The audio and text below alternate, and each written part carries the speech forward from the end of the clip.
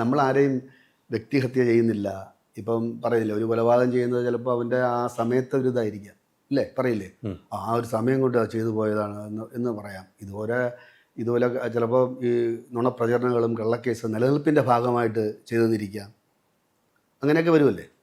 അപ്പോൾ അങ്ങനെയൊക്കെ നമുക്ക് ഊഹമാണ്. ഇതൊന്നും നമുക്ക് അങ്ങനെയാണെന്ന് നമുക്ക് പറയാൻ പറ്റില്ല, ഒന്നും പറയാൻ പറ്റില്ല. പക്ഷേ നമ്മൾ ഈ അൾട്ടിമേറ്റ് നമ്മൾ ചിന്തിക്കുന്നത്, ഇപ്പം ഞാൻ എന്നെ വിശ്വസിച്ചതുകൊണ്ട് എനിക്ക് പറയാൻ ഇല്ല, എന്നോട് മാത്രമേ പറയാൻ പറ്റൂ, അല്ലെങ്കിൽ എന്നെ അറിയാവുന്ന സുഹൃത്തുക്കളോടും എൻ്റെ കുടുംബക്കാരോടും മാത്രമേ പറയാൻ പറ്റൂ.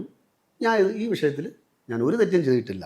പക്ഷേ ഞാനത് പ്രേക്ഷകരെടുത്തോ അല്ലെങ്കിൽ ആരോ എന്നെ വിശ്വസിക്കണം ഞാൻ ചെയ്തിട്ടില്ലെന്ന് എനിക്കൊരിക്കലും പറയാൻ പറ്റില്ല. പറഞ്ഞാൽ അവരോട് അംഗീകരിക്കത്തുമില്ല. അത് നല്ല ഉത്തമ ബോധ്യമുള്ളതാണ് ഞാൻ പറയുന്നത്. വരട്ടെ. ഈ പറയുന്ന മൊബൈലിൽ പിടിച്ചു വച്ചിരിക്കുന്ന അറിയാലോ എന്തുകൊണ്ടാണെന്ന്. അപ്പോൾ അവർ ഫുള്ളവർ പരിശോധിക്കുകയല്ലേ.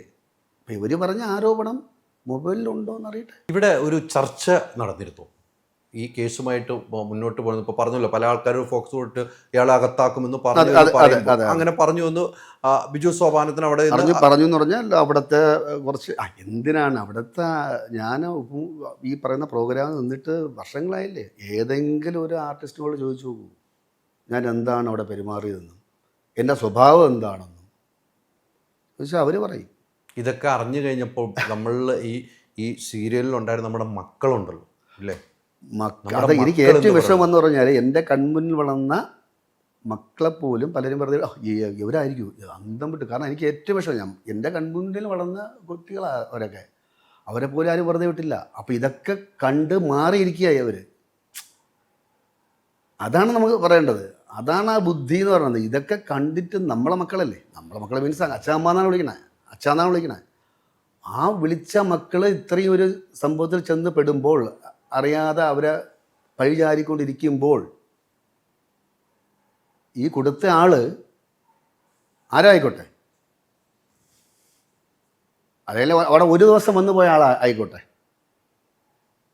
ആ പ്രോഗ്രാമിൽ ഒരു ദിവസമേ വന്നോളൂ, അല്ലെങ്കിൽ 2 ദിവസമേ വന്നോളൂ, അല്ലെങ്കിൽ അവിടെ നിൽക്കുന്ന ആളായിക്കോട്ടെ, അത് നോക്കിക്കൊണ്ടിരിക്കാൻ പറ്റുമോ? അപ്പം ഞാൻ പറഞ്ഞ അത്രയും ഒരു ക്രൂക്കഡ് ബുദ്ധിയിൽ പ്രയോഗിച്ചു എന്നുള്ളതാണ്. മക്കളെന്ത് പറഞ്ഞു? മക്കളെന്ന് വെച്ചാൽ ജീവിതത്തിലെ മക്കളല്ല, നമ്മുടെ പ്രോഗ്രാമിലെ മക്കൾ.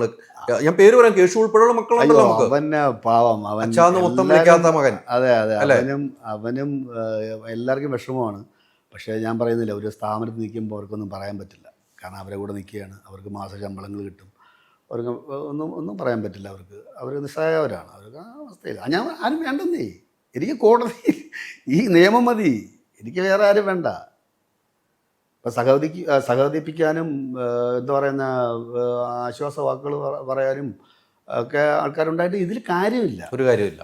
നമുക്ക് നിയമത്തിൻ്റെ വഴിയാണ് മുന്നോട്ട് പോകുന്നത്. അല്ല, അതിലൊരു വേറൊരു മാറ്റവും ഇല്ല.